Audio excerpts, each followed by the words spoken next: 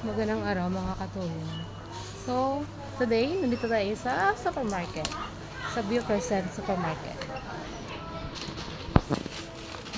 Mamaya, bibili tayo nito. Pero balikan natin. Tapos ito din. 5 litro.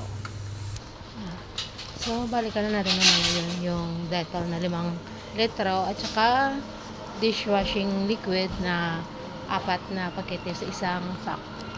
Kasi nga makakapag-save tayo kapag ganun yung bilhin natin. And then, i-check ko lang kung mayroon dito lumpia scheme.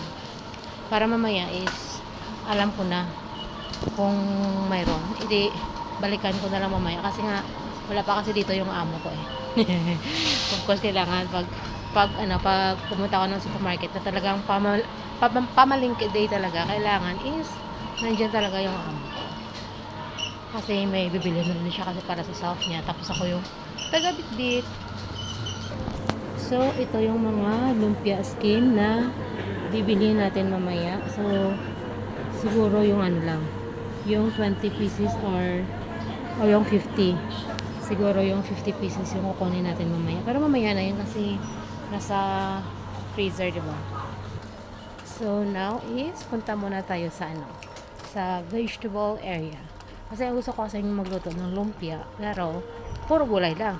Of course, lagyan naman natin ng konting tinoktok na karne. So, una, pili tayo ng cabbage o repolyo. Ang dami. Kaso lang, puro malaki yung repolyo. Pero okay lang. Kasi, nila naman ako yung kakain ng lumpia. Pati yung amo ko kasi gusto niya rin din yun. Kaya every time na nagluluto ako, kailangan na extra. So, ito. So, kailangan natin i-weigh muna. Kasi hindi natin alam kung magkano yung presyo. Ito yung price niya. $2.70. 46. $2.46. Actually, hindi ako mahilig sa French beans. Pero lagyan natin. Tapos, bilhin tayo ng tauge. Di ba ang tauge hindi yung mawawala?